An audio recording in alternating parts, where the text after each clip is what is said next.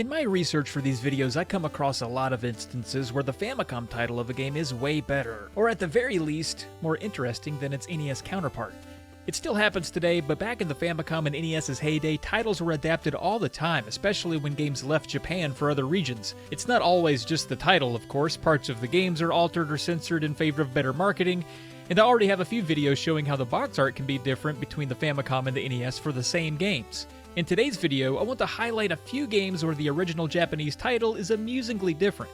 Maybe not always better, but definitely not recognizable as the original.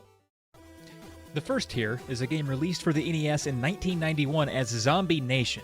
I've not spent a ton of time with it, but it's a rather uncommon game where you control a floating head in a world riddled with zombies, aliens, and samurai. Zombie Nation is a catchy title at the very least, and that name, along with the cover, looks like it could have been a 1990s MTV claymation series that would have only lasted one season. In Japan, the game was titled Abarambu Tengu, maybe? Which directly translates to Hooligan Tengu. In Japanese, Tengu is a legendary folklore creature, and the head you control in the Japanese version of the game is wearing a Tengu mask. So Hooligan Tengu makes sense. Imagine if Zombie Nation was instead called Hooligan Zombie, or Hooligan Nation. I just like the word hooligan, I guess. Up next. Alpha Mission is an SNK vertically scrolling shooter that started on arcades and was ported to the NES.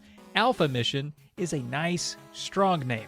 It rolls off the tongue, and upon hearing it even without seeing the game, you can deduce that there will probably be some shooting, some combat, and a harrowing adventure. In Japan, however, the game is known as ASO, Armored Scrum Object.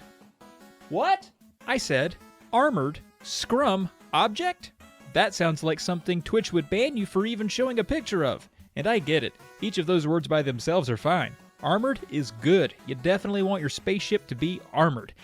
And scrum can mean all sorts of things. It's most popularly a rugby term, but can also mean to jostle or to be in some state of disorder, I guess. I don't think scrum would be a good way to describe my spaceship, and even if I did, following scrum with a vague noun like object doesn't describe much to me about what I'm getting into. In fact, I'm not approaching any scrum object without a thick pair of gloves and a bucket. How was that boardroom meeting at SNK? Come in. What do you want? Good morning. Yeah, sorry, I'm a little nervous. What do you think of my very first game? Have you titled this mess yet? No, not yet. I was waiting to hear your feedback on the concept first, sir. Okay, let's see. Wow. What is this? Some type of armored scrum object? Sure. Yes. Bump and Jump is a vehicular combat game where you bump other vehicles and jump over obstacles.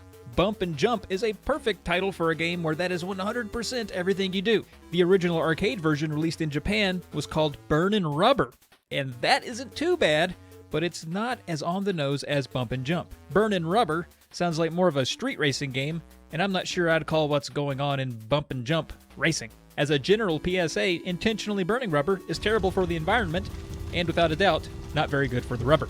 The Famicom version in Japan was a little more off the mark though. It was called Buggy Popper. Buggy Popper. To me, Buggy Popper sounds like a deep-fried appetizer at Chili's for adventurous eaters who are curious about the flavor of beetle meat. No, not that beetle. Or that one. Ah, there you go. In reality, Buggy Popper is in reference to the vehicles in the game resembling buggies, like a dune buggy. And I suppose the hopping around that they're doing could be described as popping? Our next one here is actually a pair. I've covered these in a previous video already, and I think it's interesting that neither Power Blade or Power Blade 2 were known as such in Japan. The first was called Power Blazer there, which is close enough, but the second one was called Captain Sabre.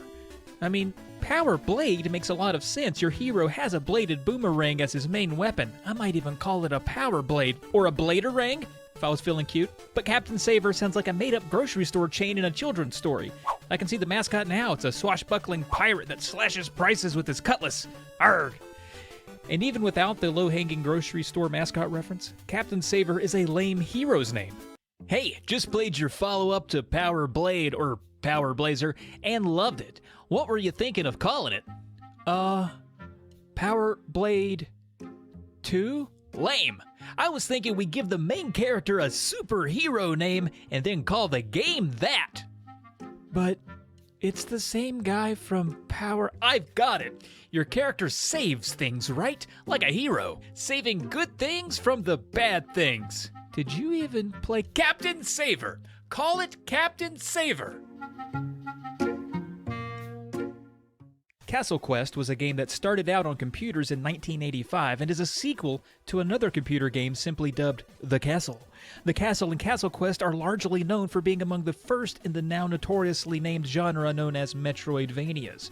I've not played much of this one, but I get the idea. Castles, exploration, puzzles, princesses in need of rescue. Even the cover makes it pretty clear that this is a medieval sword and shield adventure.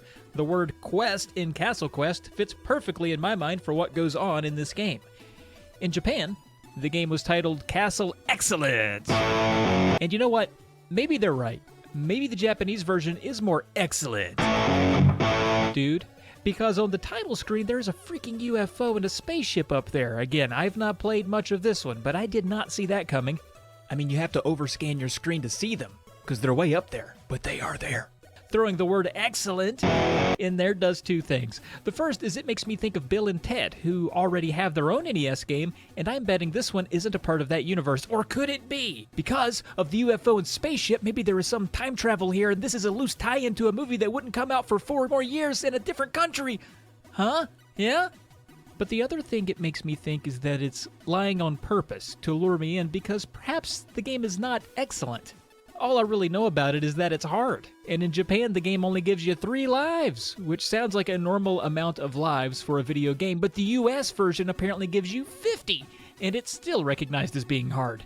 That doesn't sound too excellent to me. Well, I hope you enjoyed this video. I had fun. If you would like to see more videos like this, let me know. That's going to do it for today, though. As always, armor your scrum. And thanks for watching.